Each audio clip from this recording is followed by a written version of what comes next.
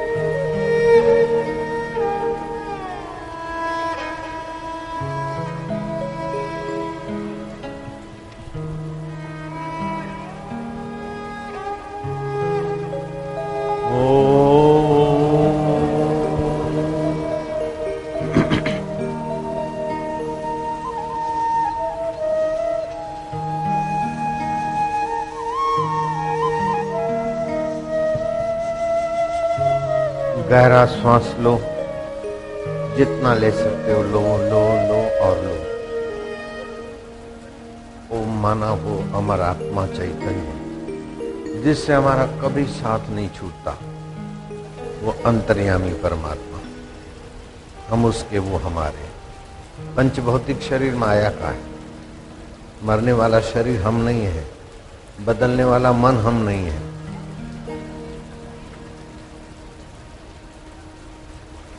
कल्पना से उलझने वाला अहंकार हम नहीं है। हम इन सब की बदलाहट को जानने वाले ओम स्वरूप आत्मा है।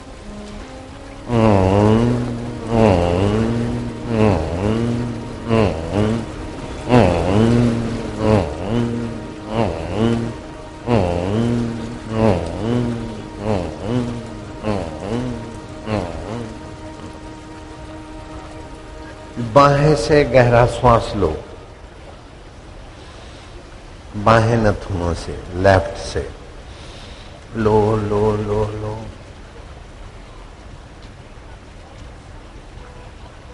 हम ओमकार मंत्र का जप करेंगे जिसकी छंद गायत्री है और ऋषि भगवान नारायण है और अंतर्यामी ओम स्वरूप अंतरात्मा का नाम है। जो ब्रह्मा विष्णु महेश का अंतरात्मा, वही अंतरात्मा का नाम ओमकार है। प्रणव सर्ववेदेश, उसका जप करेंगे। दाहिनी और श्वास छोड़ दो, दाएं से लो, रोको,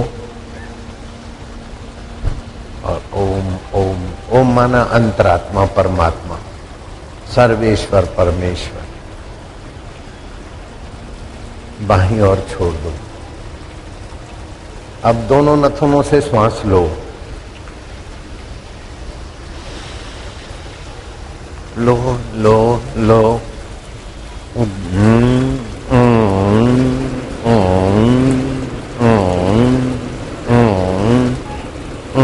जल्दी नहीं करो, मेरे साथ।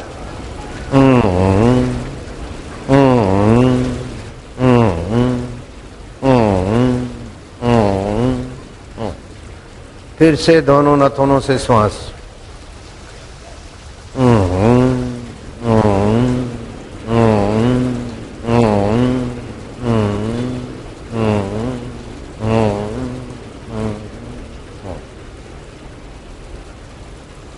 अब होठ बंद कर दो, ऊपर और नीचे के दांतों के बीच थोड़ी जगह रखो और जीभ बीच में खड़ी कर दो, न ऊपर लगे न नीचे। और मन को आज्ञा करो कि जीभ ऊपर नीचे न जाए। और श्वास जाता है उसमें ओम स्वरूप ईश्वर, और बाहर आता है तो गिनती। 1 मिनट के बाद मन एकाग्र होने लगेगा। इसमें लग जाओ।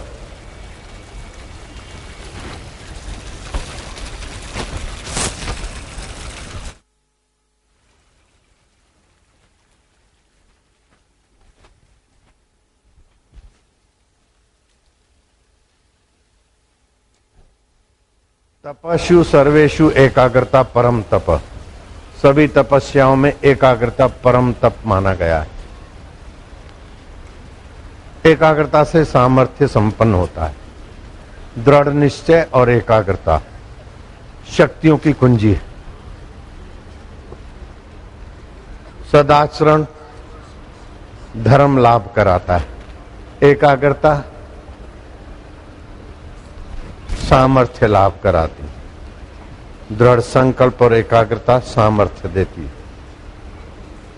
और भगवान में विश्रांति वासनाओं को क्षय करके मुक्त आत्मा बना देती। जो दूर नहीं, दुर्लभ नहीं, परे नहीं, पराया नहीं, उधर को ध्यान नहीं जाता। बस इसीलिए सारी परेशानियां भोग रहे और सब इकट्ठा कर करके मर जाते हैं। चाहे सोने की लंका भी बनाओ फिर भी दुख से नहीं छूटते। सोने का हिरणपुर बना लो तो भी दुख से नहीं छूटते। कभी न छूटे पिंड दुखों से जिसे ब्रह्म का ज्ञान नहीं।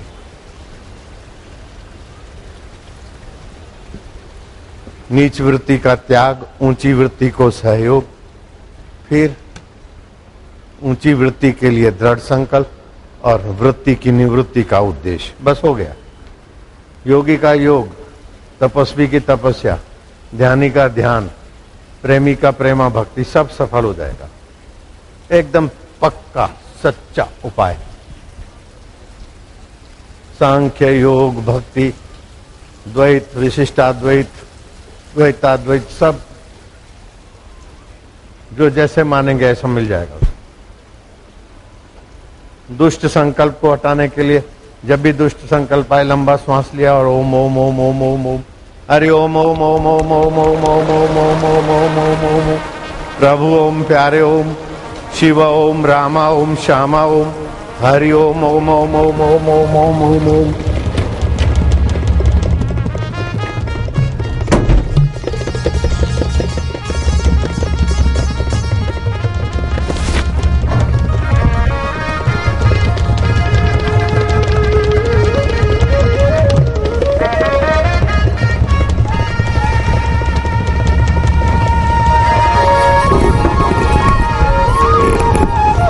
हर्षोच्चारण करने से पाप नाशिनी ऊर्जा पैदा होती है। पाप वासनाओं को मार भगाने के लिए जल्दी जल्दी भगवान का नाम।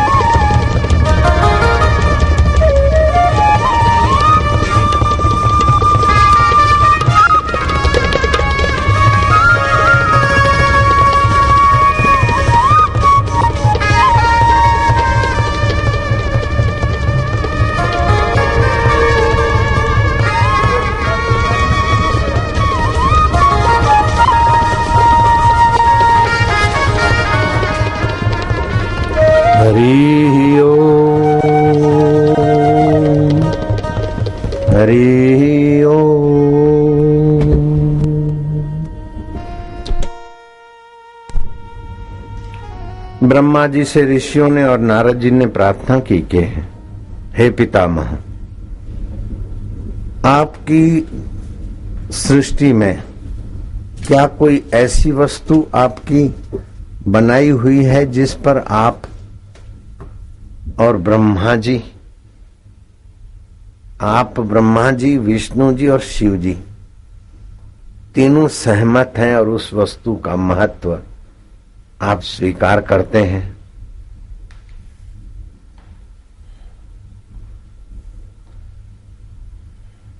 आज देवऋषि नारद जी की जयंती है।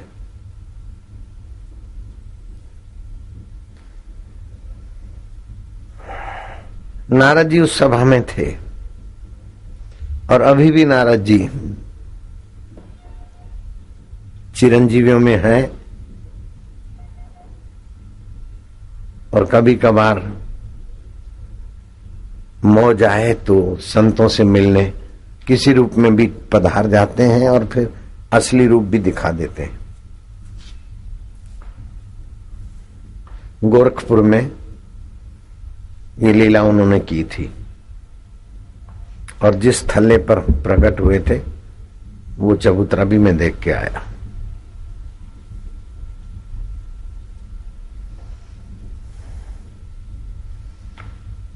श्री कृष्ण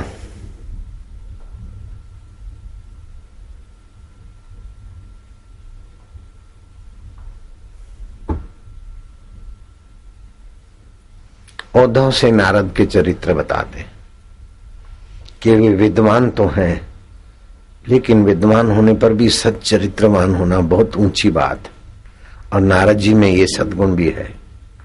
विद्वान और सच्चरित्र और अभिमान न हो ये मुश्किल है देखना मिलना, लेकिन नारद जी में ये सद्गुण भी दिखता है, विद्वान, सच्चरित्रवान और निरअभिमानी।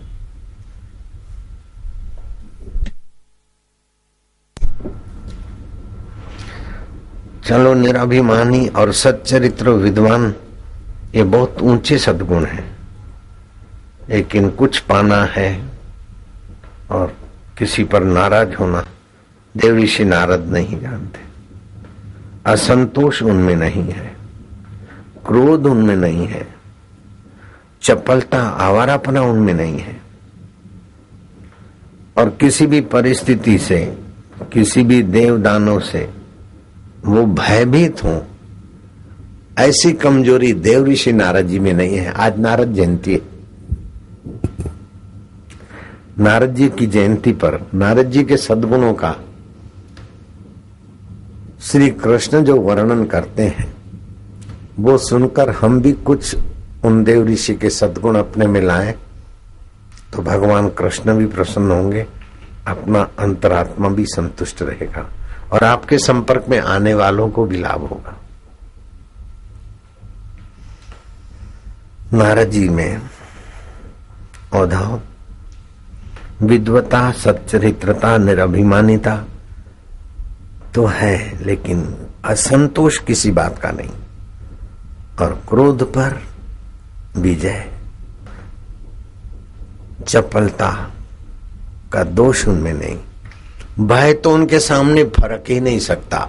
वे जानते हैं कि जिसको सभी देवता और सभी भगवान मिलकर भी मिटाना चाहे तो मिट नहीं सकता, वो ओम स्वरूप आत्मा में ही तत्व ज्ञान है उनको,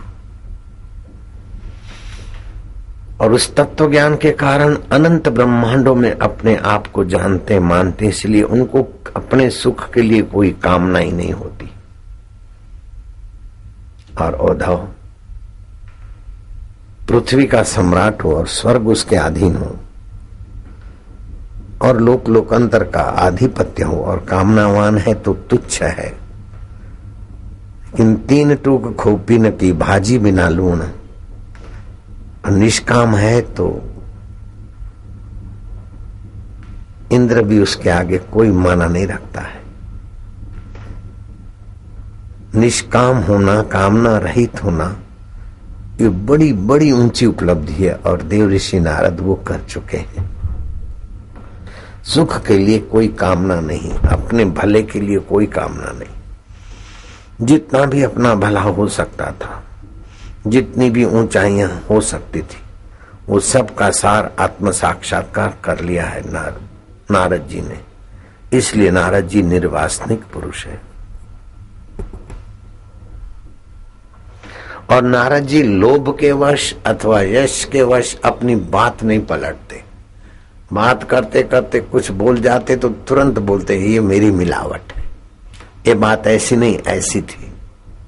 इतनी सच्चाई नारद जी की, सुनने वाले नारद जी पर कुर्बान हो जाते।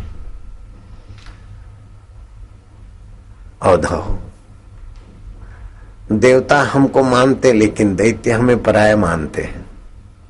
दानव हमसे परहेज करते हैं, पापी और पातकी हमसे डरते हैं, लेकिन देव ऋषि नारद जी से कोई परायापन नहीं मानता। और पापी हो पातकी हो अथवा धर्मात्मा हो महात्मा हो, देव हो गंधर्व हो यक्ष हो राक्षस हो ऋषि हो मुनि हो, नारद जी सबको अपने लगते हैं।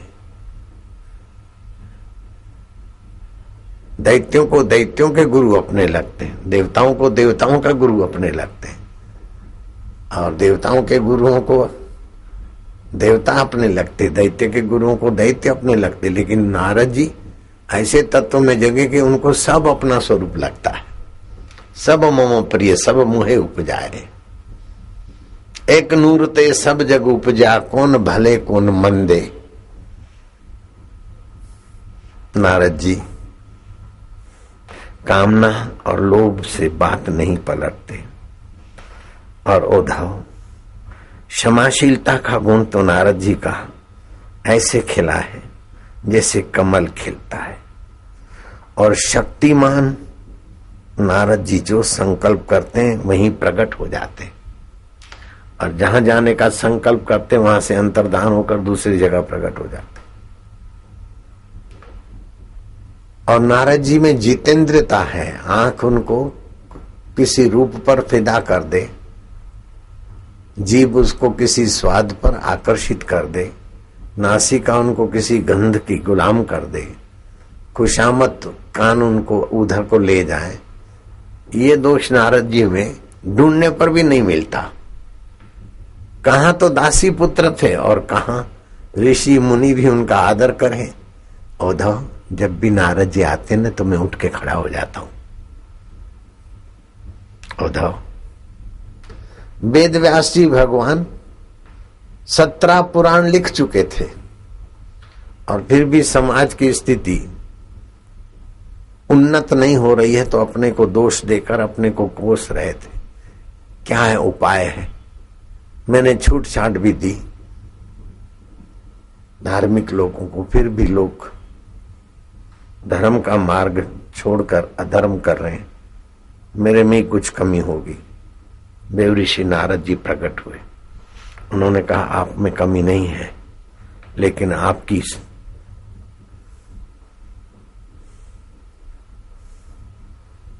एक सोच को थोड़ा मोड़ दो, कितना भी छूट छाट दो। जो अति तामसी है, अति शराबी है, अति मांसाहारी है, ऐसे लोगों को आपने भाई बचाने के लिए, जैसे बच्चा रोज 100-200 रुपया खर्च करता है, तो बेटे देख हफ्ता में 200 रुपया तेरे को दे दूंगा जा। तो जो रोज 200 उड़ाता था उसको हफ्ता में 15 दिन में 200 दिए कर उसको नियंत्रण की आपने दिशा बताई। लेकिन ये बलि देकर देवी को कभी मांसाहार कर सकते हैं अथवा कभी ये कर सकते हैं, इससे तो लोगों को और उत्तेजना मिलेगी। लोगों को चाहिए रस, सुख। वो निर्दोष सुख तो भगवान की भक्ति से आता है, और आपने भगवान की भक्ति का वर्णन नहीं किया है, कर्म के फल का वर्णन किया है, और कर्म के फल की विधि बताकर उसमें छूट छाट के कुछ गलियारे बता दिए। लेकिन मनुष्य को जो आत्म तृप्ति चाहिए वो तो भगवान की भक्ति से मिलेगी। और देव ऋषि नारद जी ने भगवान वेद व्यास, जो विश्व का प्रथम आर्ष ग्रंथ ब्रह्म सूत्र के रचयिता है, और जो जन्म लेते ही गंभीर वाणी में बोले कि मां मुझे आज्ञा दो, कुछ ही समय में मुझे तपस्या करनी है। बेटा, माँ बाप के सेवा के लिए होता है, और तुम तपस्या करने जाओगे तो हमारा क्या? बोले माँ, जब अति कठिनाइयों में पड़ोगी और मेरी आवश्यकता तुम्हें बहुत लगेगी तो तुम सुमरण करोगी तो माँ मैं आ जाऊंगा। माँ ने होनहार महापुरुष की वाणी से प्रभावित होकर कहा, अच्छा पुत्र, विजयी भव, सफल भव। और वो गए। माँ को दूसरा एक बेटा हुआ, तीसरा हुआ, चौथा हुआ, व्यास जी को छोड़कर और 3 हुए। और समय की धारा में ऐश अभिलाष जो भी किसी भी कारण वो तीनों के 3 चल पड़े और 3 विधवा बहुएं रह गई। माँ ने अपने सपूत को, कृष्ण द्वैपायन को याद किया। वेदों का विभाग किया, इसलिए उस महापुरुष का नाम वेद व्यास पड़ा। काले रंग का शरीर था तो कृष्ण, और द्वीप में जन्मे थे तो कृष्ण द्वैपायन उनका नाम पड़ा। वेदों का विभाग किया तब वेद व्यास जी नाम पड़ा उस महापुरुष का। माँ ने याद किया और इस सत्पुरुष के हृदय में हुआ कि माँ याद कर रही। आकाश मार्ग से माँ के यहाँ पहुंचे। माँ ने दुखड़ा सुनाया कि तीनों की 3 भाभियां विधवा है। पुत्र, अब तुम्हारी योग साधना तपस्या से तुम कुछ भी करके अपनी कुल की परंपरा चलती रहे, इनको संतान दान करो। माँ, भाभियों को आज्ञा कर दो, नहा धोकर जिस रूम में मैं बैठूं वहां से मेरे सामने देखती हुई चली जाए तो मैं दृष्टि मात्र से उनको संतान दे दूंगा, निर्दोषता रहे। एक बहू निकली और अपना जेठ से गर्भाधान हो गए से तो संकोचवश चित्त ऐसा हो गया, उसके गर्भ से जो बालक पैदा हुआ वो पांडु रंग का, उससे 5 पांडव हो गए। दूसरी भाभी ने मारे शर्म के आंखें बंद कर दी तो धृतराष्ट्र पैदा हुआ और 100 कौरव हुए। और तीसरी रानी स्वयं नहीं गई, अपने अलंकार वस्त्र दासी को पहनाकर भेजा और दासी तो श्रद्धा भक्ति से ज्यों का त्यों देखती रही। तो विदुर जी पैदा हुए और विदुर जी इतने बुद्धिमान कि विदुर नीति ग्रंथ राजेंद्र बाबू पढ़कर सभा में प्रवचन करते थे कि आत्म प्रतिकूलानी परेशान न समाचरित, जो आपको अनुकूल नहीं लगता ऐसा दूसरों के लिए व्यवहार न करो, ये धर्म है।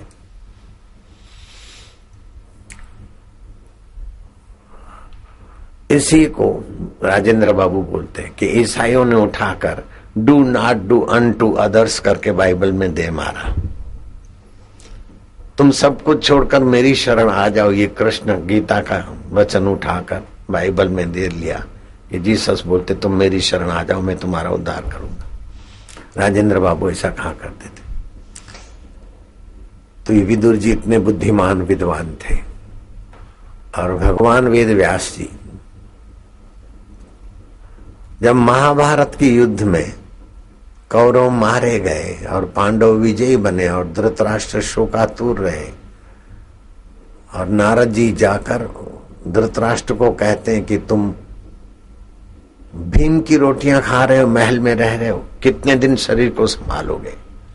जिस भीम के लिए तुम्हारे हृदय में इतनी नाराजगी थी और जो भीम तुम्हारा विरोधी और उसके ही महल में रोटियां खाकर आयुष्य खत्म कर रहे हो।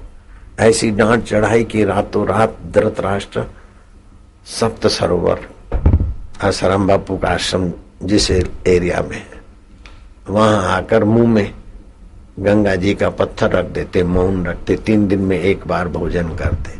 गांधारी, संजय, कुंता जी देवऋषि नारद जी की वाणी में कितना प्रभाव और वेद व्यास जी की दूरदृष्टि में कितना प्रभाव कि वे बेचारे दुखी हैं वहां प्रकट हुए और वेद व्यास जी को प्रार्थना किया कि मेरे पुत्र चले गए, पांडव सब के सब ज्यों और मेरा एक भी न बचा और पांडवों का एक भी नहीं गया। तो व्यास जी ने कहा यह तो धर्म ततो जय, लेकिन तुम शोक मत करो पुत्र,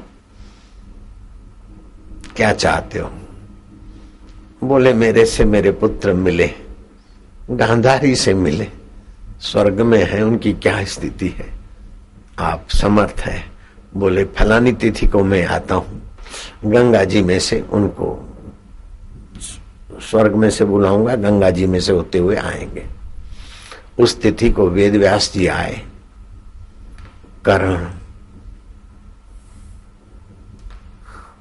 कानों में कुंडल और चित्त में समता, ये दो विशेषताएं थी।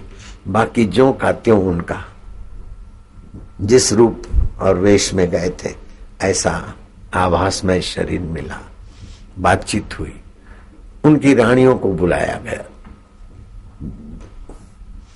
वो अपने अपने पतियों से वार्तालाप किया और व्यास ने कहा समय हो गया है, जिनको जाना है अपने पतियों के साथ वो गंगा जी में उनके पति प्रवेश करें, स्वयं चली जाए, वो भी स्वर्ग की गति को प्राप्त करेगी।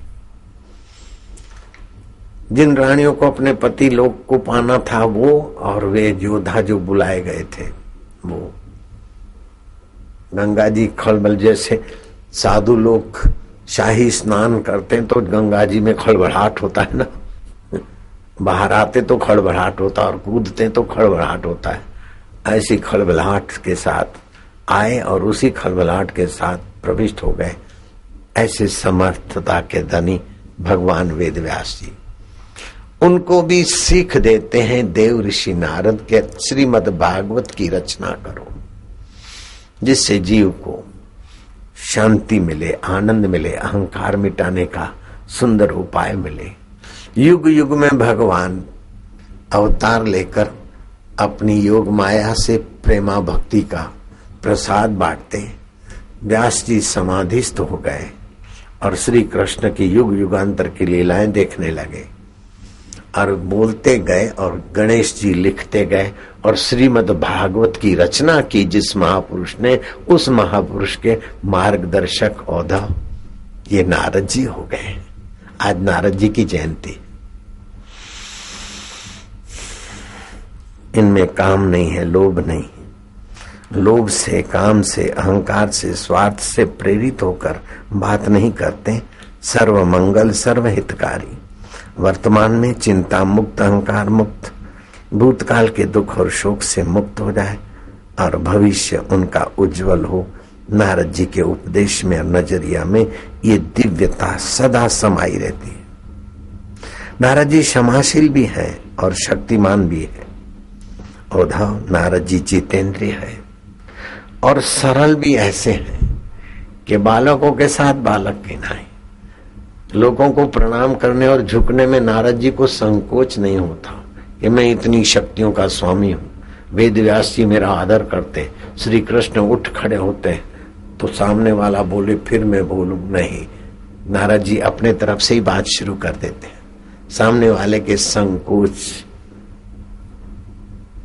को उभरने ही नहीं देते, सबको निसंकोच नारायण का रूप जानते।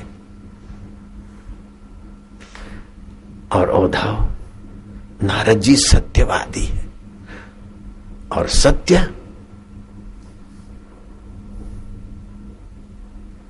सब धर्मों में श्रेष्ठ है, सब तीर्थों में श्रेष्ठ है।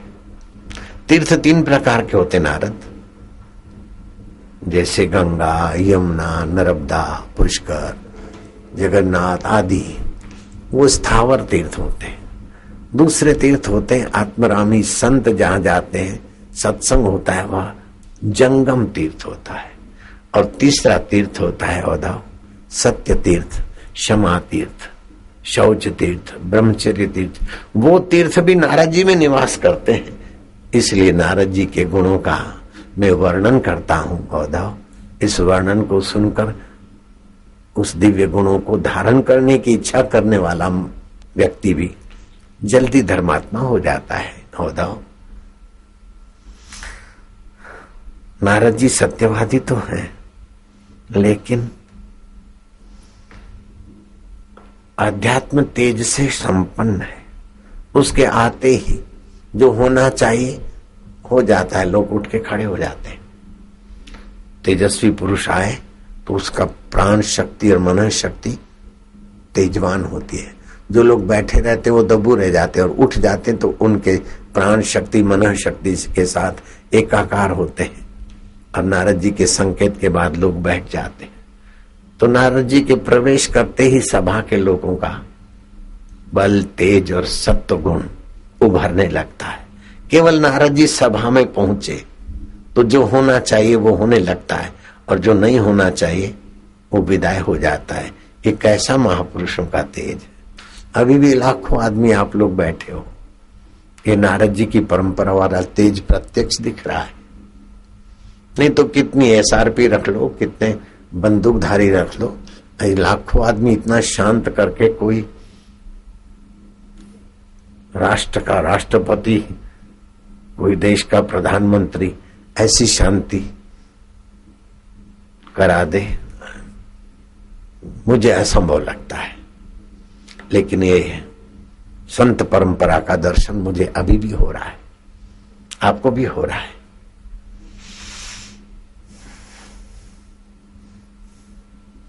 नारद जी में वो अध्यात्म तेज है और नारद जी का यश हृदय पूर्वक लोग मानते गाते। ऐसा नहीं कोई चालबाजी से, जैसे कोई राजा या नेता चालबाजी से यशस्वी हो जाता है। नारद जी चालबाजी से यशस्वी नहीं हुए, यशस्वी होने के सद्गुणों से वे चिर यशस्वी हैं। अभी भी देव ऋषि नारद जी जहां भी हों, उनके चरणों में आपका हमारा प्रणाम है, नमस्कार है। मैंने नारद जी को रूबरू नहीं देखा, लेकिन मेरा हृदय नारद जी के लिए बहुत बहुत आदर से भरा है, आपका भी। तेज, यश और बुद्धिमान, आत्मज्ञान से संपन्न और विनय का सद्गुण तो नारद जी को देखते ही दूसरों में आ जाता है। ऐसा जी पूर्व काल में तो दासी पुत्र थे, लेकिन उत्तम कुल ब्रह्मा जी के घर प्रकट हुए हैं। उत्तम कुल है उनका, और तपस्या में नारद जी अद्भुत है। मैं सबसे बड़े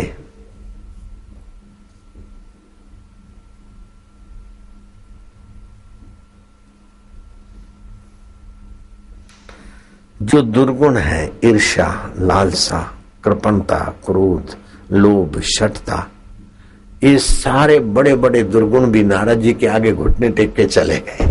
नारद जी के स्वभाव में नहीं रहे। बड़े भारी दुर्गुण है ये। अड़ गए शठता से, ईर्ष्या से, लालसा से, अथवा कृपणता से कोई फंसे, कोई क्रोध में, कोई लोभ में। लेकिन नारद जी क्या आगे ये दुर्गुण टिक नहीं पाए। और उद्धव, नारद जी सबकी भलाई से उनका हृदय संपन्न है, लेकिन किसी का अप्रिय हो तो तुरंत नारद जी उसका अप्रिय रोकने में उसे उपदेश दे देते हैं, उसके पास चले जाते हैं। बिना पूछे बिना कहे भी बताना उनका सहज स्वभाव है। अभी अधिकारी नहीं है, पात्र है न पात्र, वो सोचते नहीं। किसी का आहित होता होगा तो नारद जी रोक देंगे, टोक देंगे और हित की बात पूछे न पूछे बता देंगे। ऐसे सद्गुण से संपन्न है देव ऋषि नारद। और उद्धव, तुम्हें सुनकर बड़ी प्रसन्नता होगी कि नारद जी अपनी प्रशंसा से प्रसन्न नहीं होते, प्रशंसक को रोक देते हैं। कई लोग प्रशंसा होती है तो और भी उसको नहीं, अपनी प्रशंसा के चाहक नहीं है, सामने वाले का मंगल के चाहक है। और नारद जी की वाणी सार गर्भित है, सत्य संपन्न है और सहज है, सरल है, सामने वाला सुखपूर्वक समझ सके, सहज में समझ सके, ऐसी अद्भुत मधुर हितकारी वाणी के वो धनी है।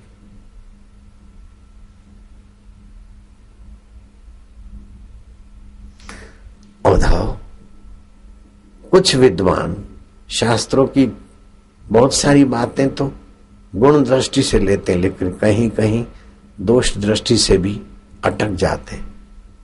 जैसे योगक्षेम वहामी हम, गीता में भगवान ने कहा है, श्रीधर ने वो भगवान का वचन काट दिया, वहामी वहन कैसे किया?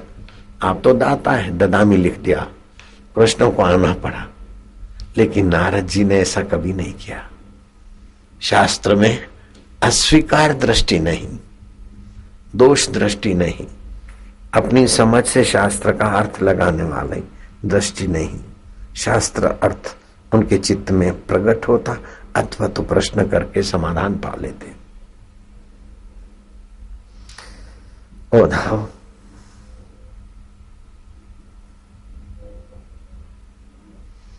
नारद जी अपना समय व्यर्थ नहीं जाने देते थे।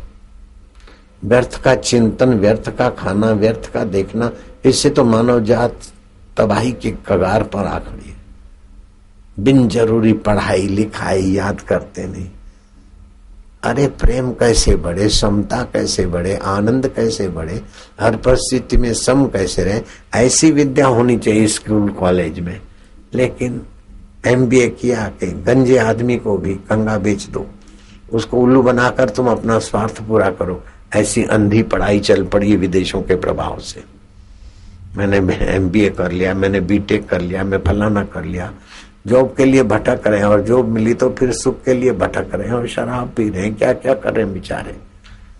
आज की पढ़ाई युवक युवतियों को शोषित कर देती है। देव ऋषि नारद जी इस पढ़ाई के समर्थन में नहीं थे, वो सार पढ़ाई के समर्थन में थे, सार पत्रकारिता में के समर्थक थे। पत्रकारिता कैसी होनी चाहिए? देव ऋषि नारद जी के उपदेश को पढ़ो कि समाज में दुख फैलाए, चौकन्नापन फैलाए, ईर्ष्या फैलाए, द्वेष फैलाए, आरोप प्रति आरोप फैलाए, ऐसी पत्रकारिता नीच है। जो भाईचारा फैलाए, स्नेह फैलाए, सत्यवादिता फैलाए, शांति, संतोष और आत्म विश्रांति फैलाए, ऐसी पत्रकारिता होनी चाहिए। देव ऋषि नारद ने पत्रकारिता के लिए भी बेजोड़ ज्ञान प्रकाश फैलाया।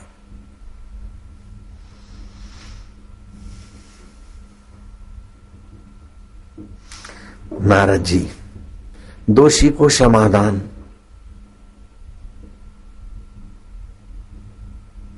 करते और प्रमाद कभी नहीं करते।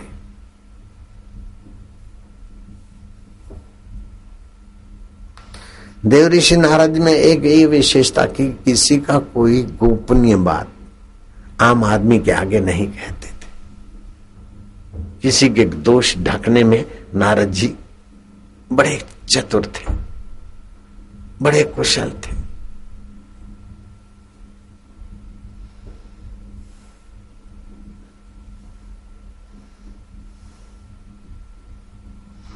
नारद जी की बुद्धि स्थिर रहती थी। बुद्धि बदलू तो भाई कई लोग मिलते, लेकिन नारद जी की बुद्धि उसी तत्व में स्थिर रहती थी, उसी दिव्य गुणों में, और मन आसक्ति रहित था। और कार्य कुशलता होने पर भी मैं कार्य कुशल हूं, इस प्रकार का अहंकार नारद जी को छू नहीं सकता था। नारद जी शरीर से पवित्र, मन से पवित्र और बुद्धि से पवित्र और उद्देश्य से परम पवित्र पराकाष्ठा पर गए। श्री कृष्ण कहते हैं, उद्धव, नारद जी के गुणों का वर्णन करते मेरा चित्त प्रसन्न हो रहा है। तुम भी शांत हो रहे हो और नारद जी के प्रति सद्भाव से भरे जा रहे हो। आज नारद जी की जयंती का पवित्र दिवस है। अब नारद जी को जो लाभ होगा वो नारद जी जाने। मुझे तो लगता है कि वे सारे लाभों के ऊपर पहुंचे। हमें लाभ हो रहा है, मुझे लाभ हो रहा है, आपको लाभ हो रहा है, और 167 देशों में जो भी अभी लाइव वायु होता होगा उन लोगों को लाभ हो रहा है। एक ऐसे महापुरुष हैं जिनके चरित्र का वर्णन भगवान कृष्ण करते हैं और अभी भी आशाराम और आशाराम के श्रोताओं को, देश विदेश के श्रोताओं को 167 देशों को लाभ हो रहा है।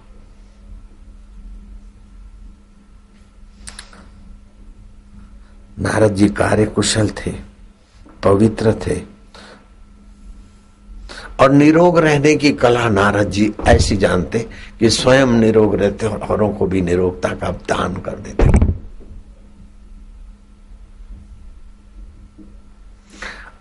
उद्धव, नारद जी ध्यान समाधि से कभी उबे नहीं, कभी तृप्ति का अनुभव नहीं किया। और जागे तो ज्ञान समाधि और बैठे तो ध्यान समाधि। कुछ किया तो कर्म योग, नहीं तो ध्यान योग, ज्ञान योग। इन 3 योगों के सिवा नारद जी सो जाते हैं तो योग निद्रा में। वो मुझे मिल गई है कुंजी, मैं भी रात को योग निद्रा में चला जाता हूं और मैं अपने भक्तों को भी सिखाता हूं कि हम ईश्वर में सोएं, हमारे साधक भी योग निद्रा में चले जाएं।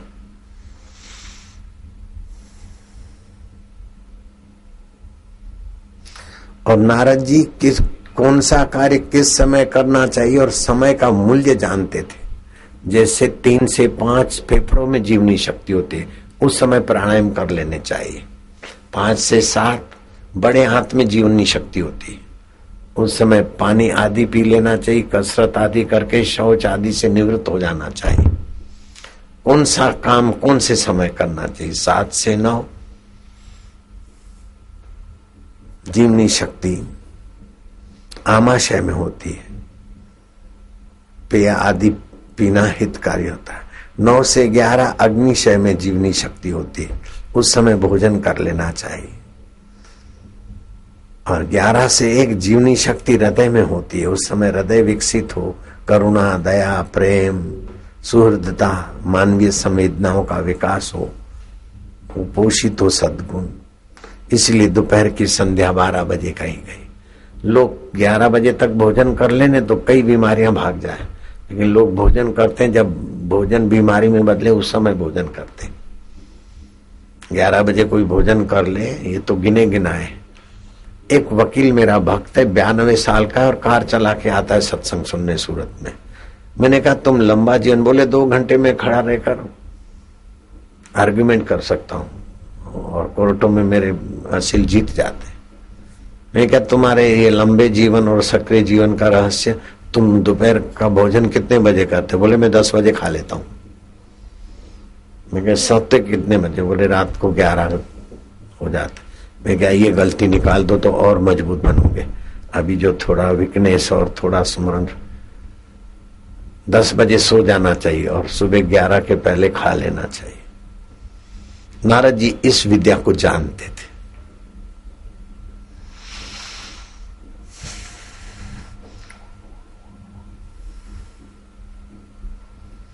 नारद जी सबके प्रिय और परम प्रिय के भी परम प्रिय। परम प्रिय सबका परमात्मा है। मैं वासुदेव का तो प्रिय हूं, मेरे कई प्रिय हैं, लेकिन नारद जी का भी मैं प्रिय हूं और मेरे प्रिय नारद जी हैं। उधर तुम समझ गए होंगे।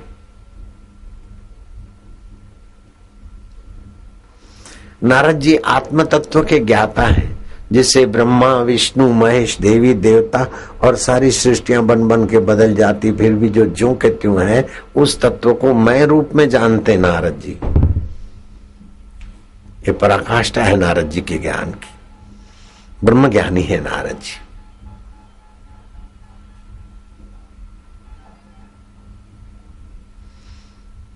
नारद जी सबका भला करने में कुशल है, किसी का बुरा सोचते नहीं, चाहते नहीं, करते नहीं, तो कौन प्रेम नहीं करेगा। उद्धव, ऐसे नारद जी की जयंती आज है। अब मैं तुम्हें समय के अनुरूप कर्म करने की बात फिर से बताऊंगा। सुबह 3 से 5 जीवनी शक्ति फेफड़ों में होती है। आप 3 बजे नहीं तो 4 बजे, 4:30 से 5 तक में कड़क प्राणायाम कर लें तो आपकी प्राण शक्ति बढ़ेगी, मनोबल बढ़ेगा, बुद्धि बल बढ़ेगा, क्रिया बल, रोग प्रतिकारक शक्ति। 3 से 5 के बीच प्राणायाम कर लें। 5 से 7 के बीच बड़ी आंत में जीवनी शक्ति होती है, व्यायाम, मल त्याग और पानी पीना आदि कर ले। 7 से 9 आमाशय में है, उस समय भी कुछ पेय, दूध आदि थोड़ा बहुत पीना हो पी सकते। 7 से 9 से 11 अग्निशय में जीवनी शक्ति होती है, भोजन कर लेना चाहिए 9 से 11 के बीच। 11 से 1 हृदय में जीवनी शक्ति होती है, उस समय करुणा, दया, प्रेम, संध्या, जप, कुल मिला के हृदय को विकसित करने वाले काम कर लेने चाहिए। 1 से 3 छोटी आंत में जीवनी शक्ति होती है, उस समय 1 से 3 के बीच जो खाना खाते हैं वो खाना खराब कर देते अपना, क्योंकि 1 से 3 के बीच छोटी आंत में जीवनी शक्ति होने से जो कुछ खाया है उसका रस छोटी आंत अपने में खींचकर सारे शरीर को भेजती है, और बाकी का जो मल है बड़ी आंत के तरफ कचरा फेंक देती है, जो सुबह आप खाली करते हैं। और उस समय कोई खाता है तो जिस समय उसको सार रस चाहिए उस समय कच्चा रस, तो फिर कोई कभी कुछ कभी कुछ कभी कुछ, बीमार बीमार बीमार, हजारों दवाएं, हजारों डॉक्टर, हजारों टेस्टें हुई, लेकिन बीमारियों से पल्ला नहीं छूटता है। जब से मैंने ये विद्या पढ़ी तब से मैंने अपने आश्रमों में और अपने जीवन में 11 तक भोजन कर लेने का करा, और बहुत फायदा हुआ हमको। जिन्होंने ये अपनाया और फायदा हुआ है तो हाथ ऊपर करो, देख लो, इतने सैकड़ों हजारों हाथ है, तो बाकी के लोग भी समझ जाना, समय के अनुरूप काम करो। ये तो बच्चे भी जानते हैं कि जिस समय जिसका राज्य होता है या जिस समय ऑफिस में जो अधिकारी होता है उस समय उसकी साइन की कीमत है।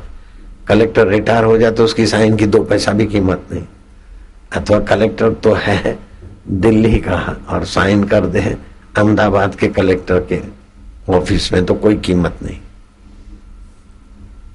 जो जहां का एरिया का है वहीं। ऐसे ही हमारी जीवनी शक्ति 24 घंटे में 12 जगह पर अपना साम्राज्य दिखाती। सामान्य रूप से तो जीवनी शक्ति सारे शरीर में है, लेकिन विशेष विशेष हर 2 घंटे में उसका स्थान विशेष विशेष जगह पे होता है। 3 से 5, 5 से 7, 7 से 9, 9 से 11 अग्निशय में, 11 से 1 हृदय में, 1 से 3 छोटी आंत में, 1 से 3 के बीच भोजन करना, बीमारियों को बुलाना और खाना खराब करना अपना।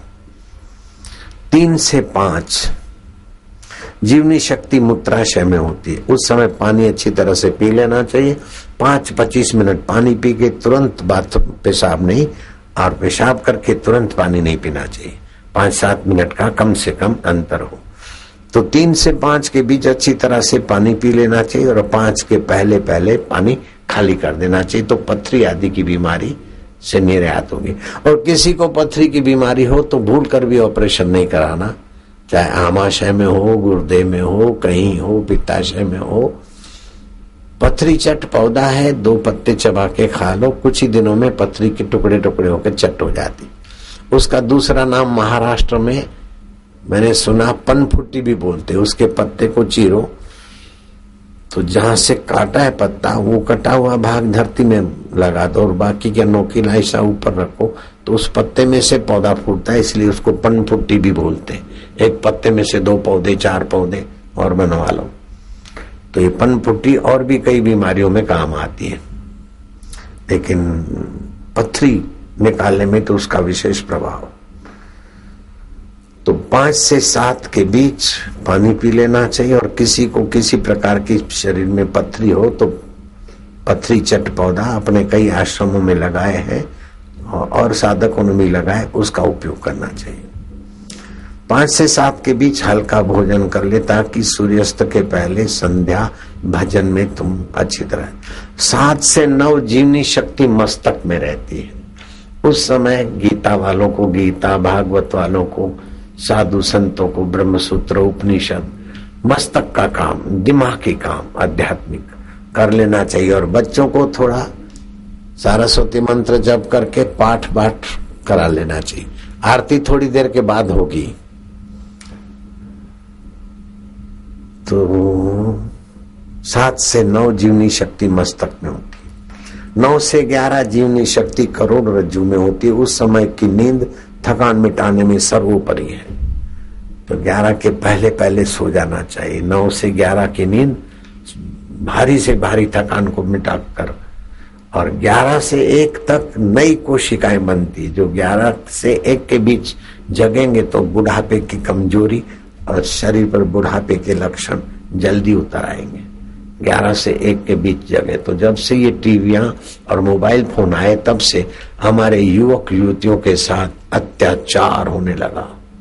देर रात तक बातें करते हैं अथवा इलेक्ट्रॉनिक चलाते हैं और फिर सो जाते हैं।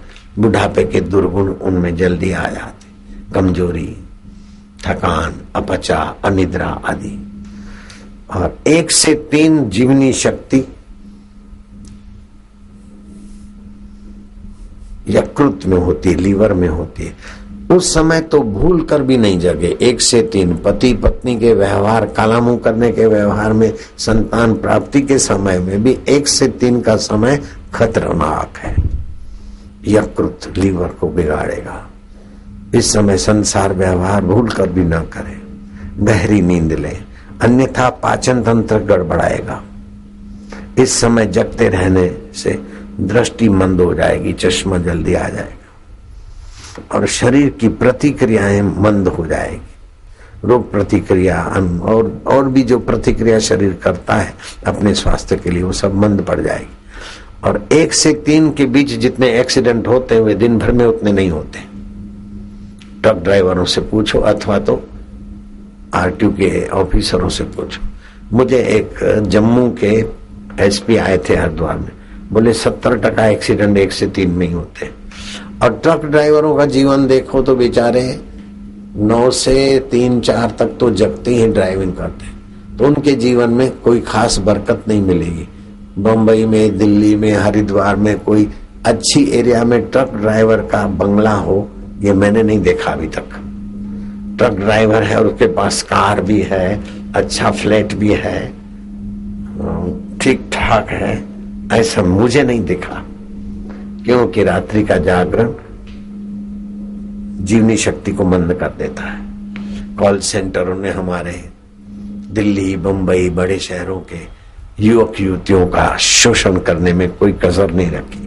हमारी मजबूरी है, वहां दिन होता और यहाँ रात होती। रात का जागरण बहुत नुकसान करता।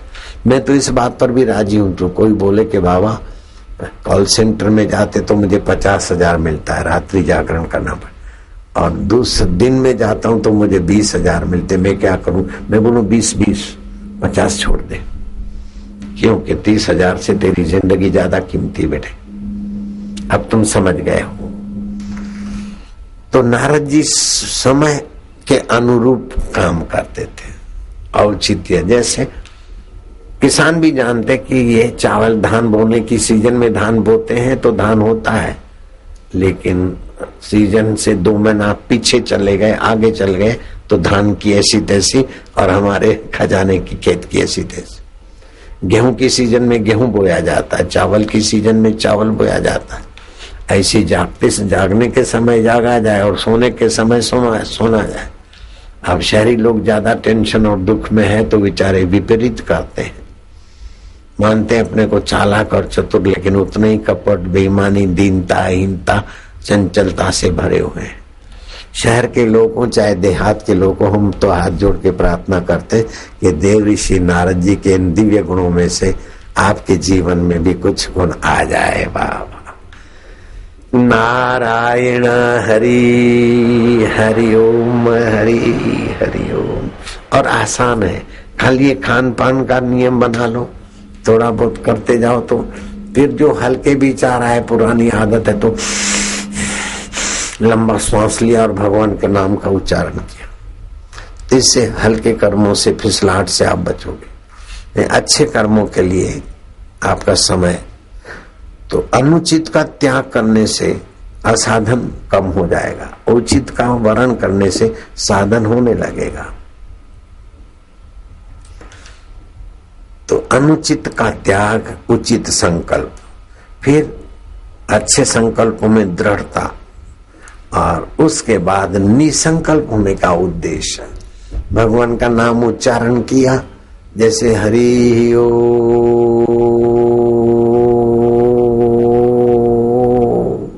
बीच में संकल्प नहीं उठेंगे। तो निसंकल्प अवस्था जितनी होगी उतना आपका आत्मवैभव, नारद जी इसी आत्मवैभव से महापुरुष बन गए थे। सर्दी लग गई हो तो दवा खा ली, गोली खा ली, बोले सर्दी मिट गई, मिटी नहीं। एलोपैथी की दवा ने कफ को सुखा दिया, वो कफ के बारीक कण खून में घूमते रहेंगे, जब कहीं नाड़ी कमजोर हुई तो वहां जमा होंगे, फिर बाईपास सर्जरी कराओ, हार्ट अटैक के ग्राहक बनो, ट्यूमर, कैंसर। सर्दी लगे तो अंग्रेजी दवा गोली मत खाओ, नाक से दाएं नाक से सांस लो, रोको, बाएं से छोड़ो, ऐसा 2-3 बार करो। सर्दी जिससे बनी है वो सारा कचरा कफ बाहर आ जाएगा। अगर गर्मी लगी है तो भी कोई दवा ववा मत लो, बाएं नाक से सांस लो, रोको 1.25 मिनट, दाएं से छोड़ो, 2-4 बार करो। रोज नहीं करना है, जब गर्मी लग जाए तो बाएं से लिया, रोका 1-1.25 मिनट, दाएं से छोड़ा, और सर्दी लगे तो दाएं से लिया, 1.25 मिनट रोका, बाएं से छोड़ा। तो जब सर्दी और गर्मी को आप प्राणायाम के बल से भगा सकते, तो सुख और दुख को भी प्राणायाम के बल से हजम कर सकते। सुख आया तो क्या है, सुख का दाता और दुख का दाता ईश्वर है, विधान करने वाला। और सुख उदार होने के लिए और दुख दुखारी में निर्वासनिक होने के लिए है। दुख आया तो वासना छोड़ो। जो लोग दुख के भोगी होते हैं उनका दुख नहीं मिटता है, दुख बदलता है, दुख मिटता नहीं। जो सुख के भोगी होते हैं उनका भय और खोखलापन नहीं मिटता है। सुख का भोग मत करो, दुख का भोग मत करो, सुख का उपयोग करो, दुख का उपयोग करो। जब सुख आए तो उसको बहुतों में बांटो, तो आपको सुख के बदले में आनंद मिलेगा, जो सुख की गुलामी से विलक्षण है। दुख आए तो विवेक जगाओ कि दुख, ऐसा कोई धरती पे माई का लाल, माई की लाली नहीं जिसके जीवन में कभी दुख ना आया हो या सुख ना आया हो।